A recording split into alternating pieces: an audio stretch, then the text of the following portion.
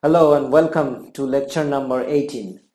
So today we are going to learn a few more essential properties about the quantum mechanical operator. So remember, during our first five postulates, the uh, five quantum mechanical postulates, we learned many things about functions and eigenvalues and time-dependent Schrodinger equation, etc.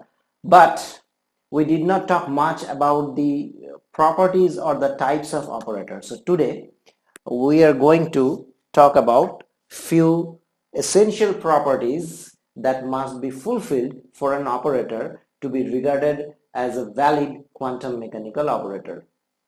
So let's see what are those essential properties. So the number one property is the number one, that the QM quantum mechanical operators must be or must behave as linear operator.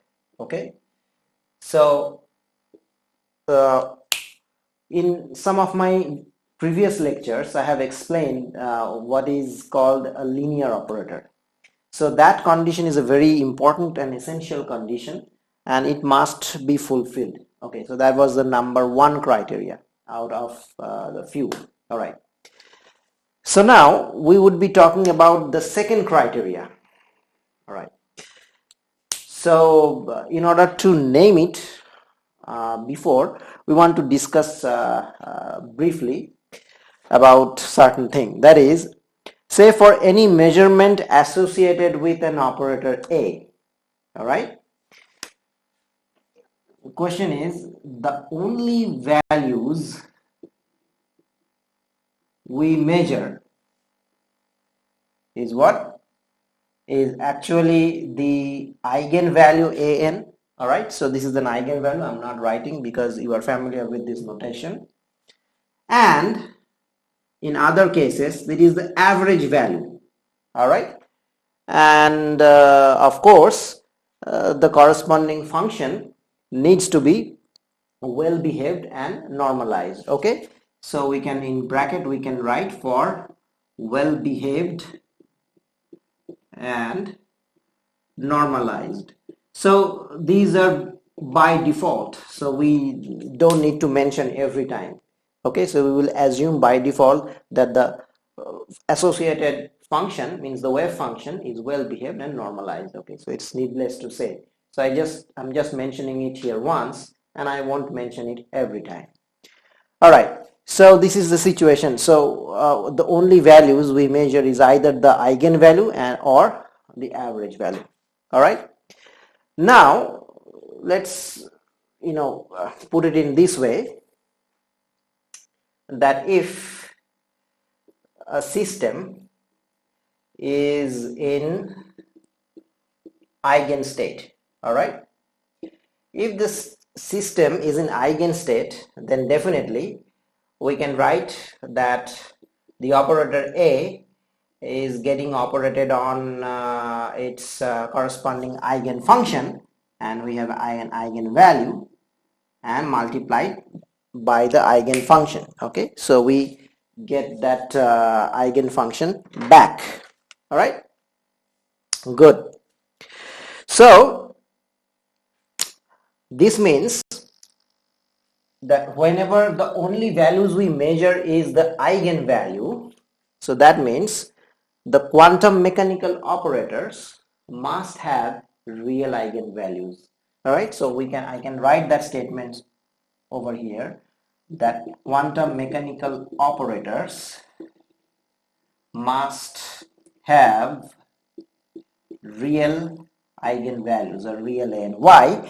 Because any quantity that can be directly measured, so that can never be imaginary, that has to be real. All right, so this statement is validated. Of course we understand that the quantum mechanical operators must show or must have a real eigenvalues. So if a system is in eigenstate, always this is real. Okay, because we can measure it, that's why it can't be ideal. So this is always true, 100% every time without exception. But some interesting things happen with the operator and its eigenfunction. What? So this operator, interestingly, can be real, can be imaginary. All right. So also this psi n can be real or can be imaginary. Also this one, the same thing, can be real or can be imaginary. All right. So here by the letter I am mentioning it as imaginary, but this an should always be real. All right. So you think about that.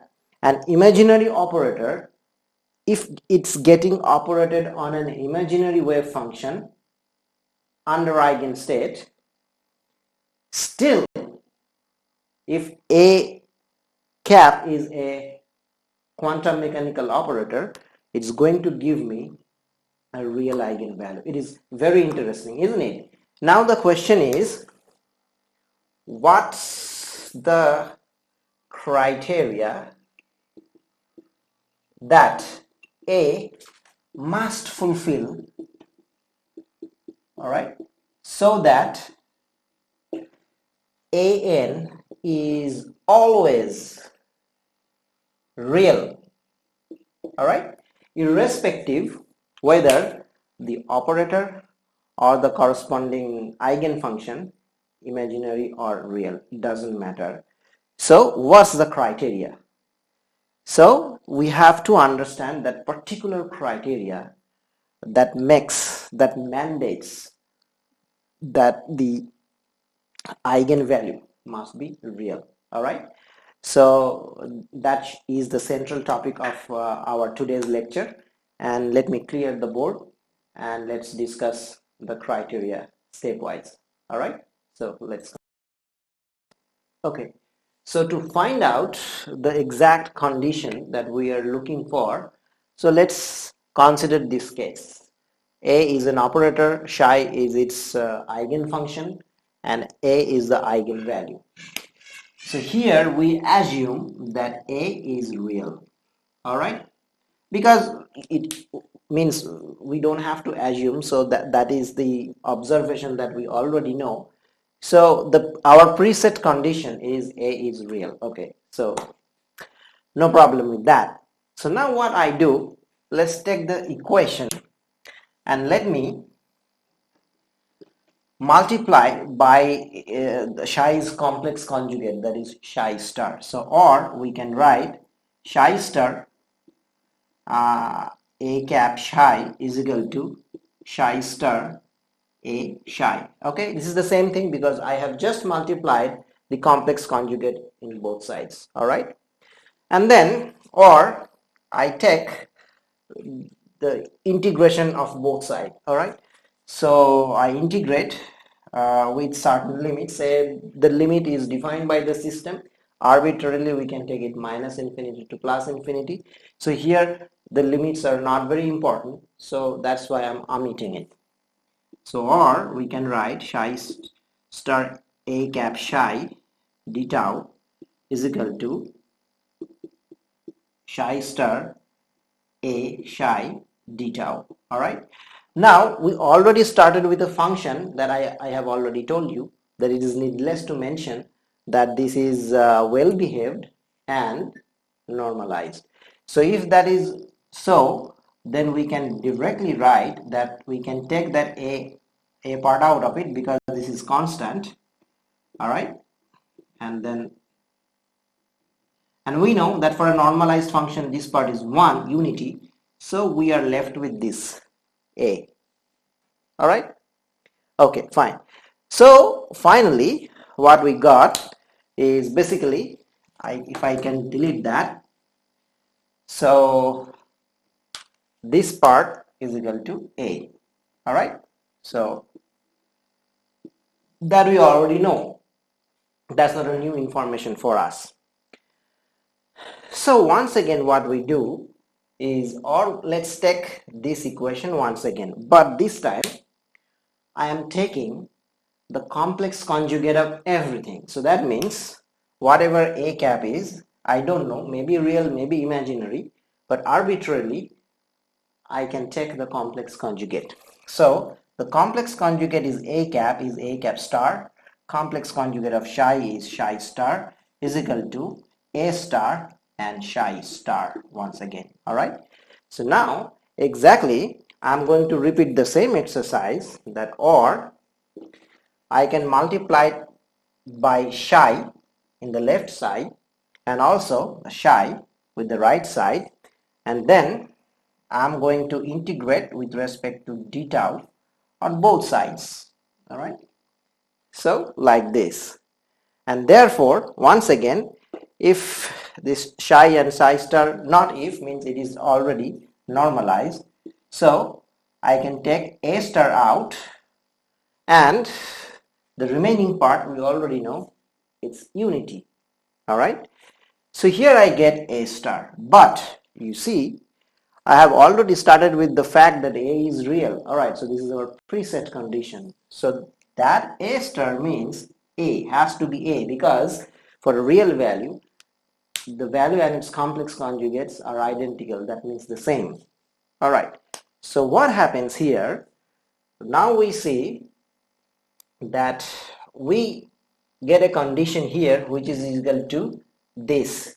So in other words, so this part is equal to this part, or we can write that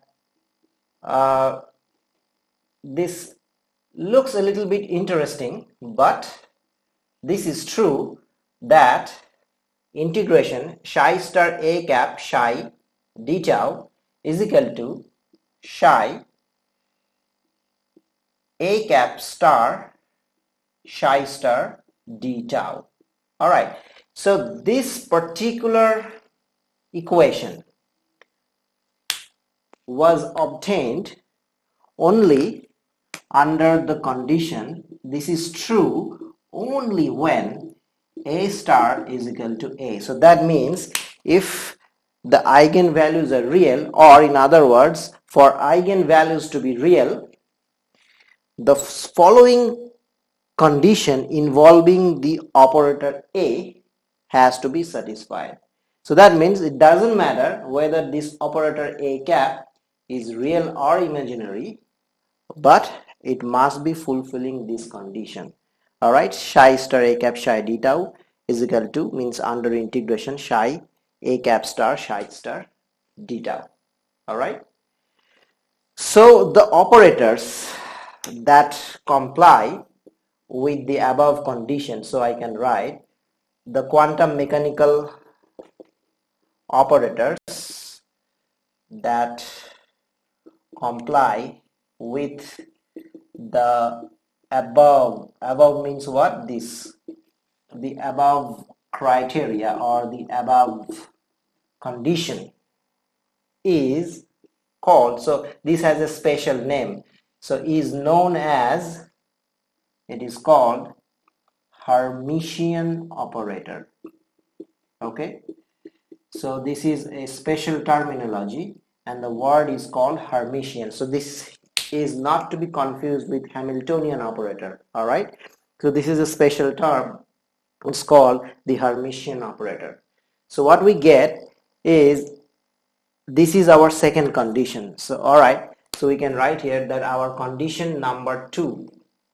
Okay, so this is one of the special properties. So we already got the condition number 1. Okay, so we can write the condition number 1 was the linearity, so operator must be linear, and the condition number 2 is the operator must be Hermitian. All right, good. So these are the two new important properties that we have found out, essential conditions that must be possessed by a quantum mechanical operator. So that tells me now the time has come that we should slightly revise our postulate number 2. So do you remember what was the postulate number 2? So we can now write our revised postulate number 2. Okay, so I can tell you that our earlier version of the postulate number 2, it was that for every observable in classical physics, there exists a quantum mechanical operator in quantum mechanics. But now we will change our postulate number to a little bit. So we write that for every observable in classical physics, there exists a linear, it must be Hermitian, or we can write it this way, there exists a linear operator in quantum mechanics which is Hermitian. All right, or you can also tell that for every observable in classical physics there exists a linear Hermitian operator in quantum mechanics. Same thing. Okay, so maybe that sounds a little bit better. So we can write there exists a linear comma Hermitian or linear and Hermitian operator in quantum mechanics. So there you go, in quantum mechanics. So that is our kind of revised postulate number 2. All right, so now we know two important properties of the operators. All right, so before we go into little bit more details about the testing of these Hermitian criteria of the operators, we write the general definition of Hermitian condition. Okay, so that is the general definition of Hermitian operator. Okay, so we can write in a little bit more generalized manner, that is minus infinity to plus infinity. Any function f star operator a f d tau is equal to minus infinity to plus infinity f a cap star f star d tau. All right, so this is the generalized condition of the Hermitian operator. So where f is any quantum mechanical wave function, and a cap is the operator, and needless to say that the functions are well behaved and normalized within the above given limit. All right, so now it's our job to verify that whether we can pick one by one certain operators that those are very commonly observed, whether those are Hermitian or not, or in other words, whether those operators can be quantum mechanical operators or can be regarded as quantum mechanical operators or not.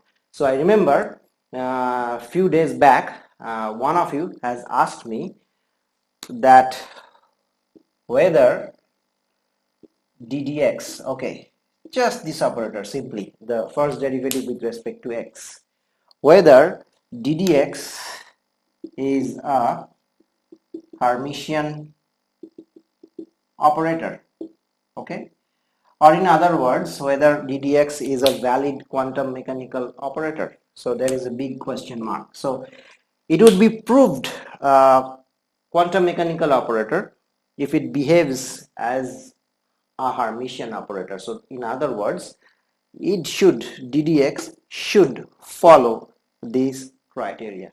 All right, so what is the criteria? So in order to ddx get validated as a Hermitian operator, so it must fulfill this. All right, So I'm now writing this way. So ddx, okay, so the operator is ddx, sorry. So we can take any function. So f star ddx of f d tau, or here since we are talking about x, so we can write dx here, okay, should be is equal to minus infinity to plus infinity.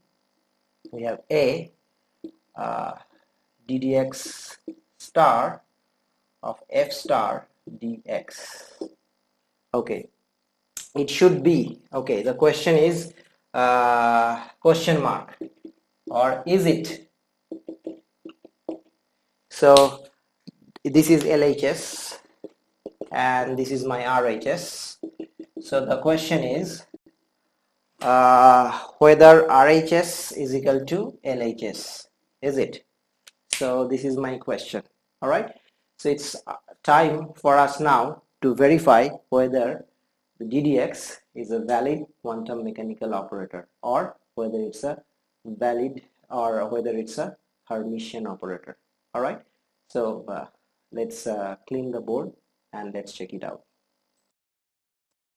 Okay, so we are back to prove that the ddx, whether it's a Hermitian operator. So in order to do this kind of treatments, we need to take the help of a tool which is integration by parts. So I have written it here. So the integration of u dv means these are two parts, u and dv, is equal to the product of those two functions u and v. V is the integrated part of dv. So uv minus integration of v means the integrated part of dv, v multiplied by du. All right, means the differentiation of u. So here we had to prove that this ddx is Hermitian, so that means pretty much minus infinity to plus infinity within integral the f star multiplied by ddx of f dx. All right, so here we were using dx because we are using ddx. This is our left hand side. So this should be corresponds to the something, and we call it the RHS. So LHS, or in other words, if we solve this further, whatever the outcome we are going to get, we call it as RHS. So if the RHS turns out to be equal to LHS, then definitely ddx is Hermitian. If RHS is not equal to LHS, ddx is not a Hermitian operator. Okay, so let's start with that. So we have written like this. So now there are two parts. So so we can treat it as u dv. All right, so the integration of u dv, we would now going to break it into parts according to the integration law of integration by parts. So the first part would be uv. What is uv? So definitely we can write, we can demark here, this is my u, and this part is my dv. All right, so uv means already integrated part. So remember, this is the result after integration. So u is f star, and integrated part of v dv is v, so that means here it is f, and this is already integrated, so we just have to put the limits, so plus infinity and minus infinity. All right, minus integration v. What is v? V is f. All right, and then dv, du. So what is d here? So d is actually ddx. Okay, so because we are taking the first derivative, so ddx is in fact here is ddx of u. So what is u? U is f star. Okay, so here u is f star, so f ddx of f star dx, and then we have minus infinity to plus infinity. All right, so can it be simplified further? So look at here, f star f plus infinity to minus infinity. What is the value of it? So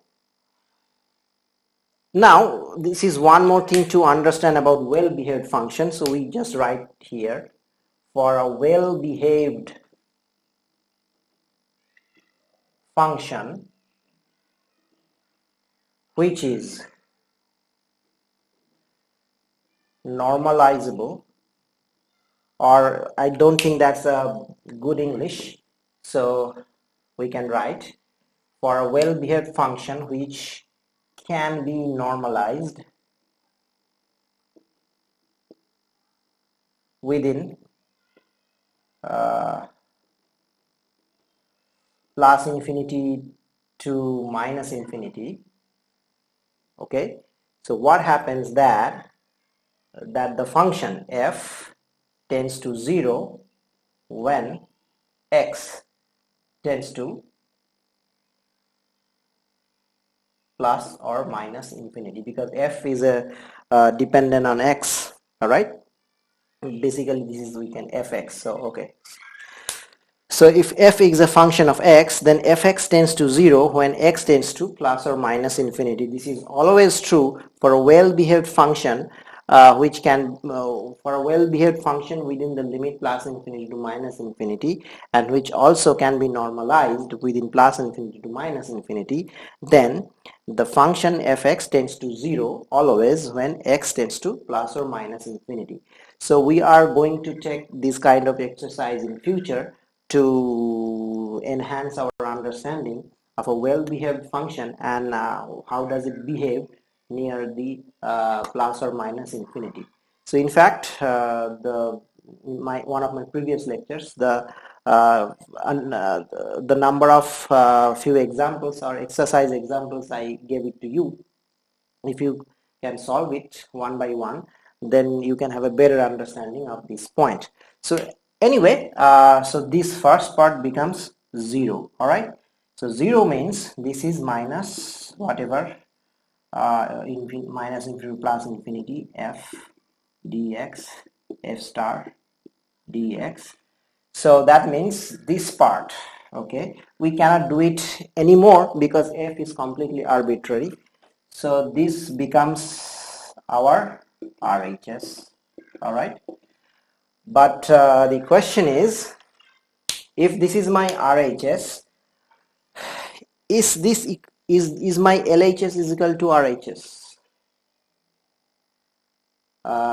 No. All right, because you see LHS is this part, f star ddx of f dx, and my RHS is now f ddx of f star dx. So definitely whatever I had before, that isn't, after applying all these limits, this is not equal to RHS. So that means what? So that means that our conclusion is that ddx is not Hermitian. In other words, that the ddx is not a quantum mechanical operator, or it can't behave as a valid quantum mechanical operator.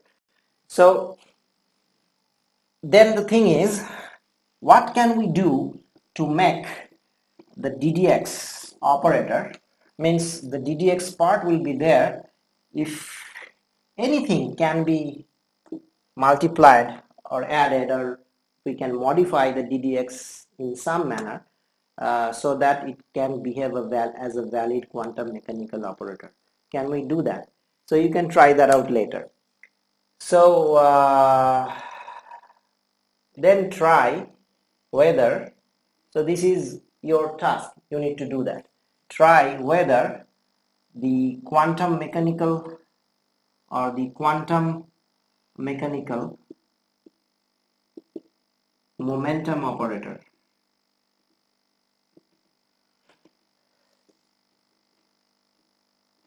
is Hermitian. Okay, so that is the question. You need to figure it out. So means I'm talking about px cap.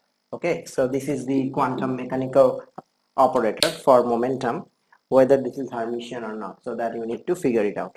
Now before you finish ddx, okay, do you think, like, forget about the way of proving whether this is Hermitian or not, do you think logically ddx is a Hermitian operator? Means you just think about that, suppose we don't know about the criteria for an operator to be a Hermitian operator. So that means forget about, momentarily forget about whatever I have talked during my last 20 minutes. All right, with the knowledge that you already had, can you tell me whether ddx is Hermitian? So that means you need to prove or disprove that whether ddx, if it behaves as an operator and it operates on a function, is it possible for ddx to produce real eigenvalues? So that's the question, right? If eigenvalues of ddx are real, then ddx is Hermitian, has to be. So does that mean the eigenvalues of ddx are always imaginary? I think so. And what I think, that previously as an exercise you have already did this. So you have proved that taking f as ddx, whatever eigenvalues you are going to get, those eigenvalues are always imaginary. So that is an indirect way to prove or to reconfirm that this kind of operator ddx cannot be a Hermitian operator. In other words, it cannot be a valid quantum mechanical operator, because and only because its corresponding eigenvalues, means whatever eigenfunction it has, if it gets operated on that eigenfunction, the corresponding eigenvalues are always imaginary. Okay, so with that I finish it here, and so that is the task for you. So you please try it out, whether you can prove that px or disprove that the px is a Hermitian operator. And remember, you follow the same steps that I shown you just earlier. That means you taking the help of the tool of integration by parts. So we will see you in the next lecture, and then we will try to find out whether the quantum momentum operator is a Hermitian operator or not, and what other types of operators, whether these are Hermitian or not. Okay, so we will one by one we will figure it out, and eventually we will come to a conclusion that all valid quantum mechanical operators that we come across ever in quantum mechanics are all Hermitian operators. Okay, and something more we will try to figure out in the next lecture. All right, so study these lectures, and we will see you next time. Till then, goodbye.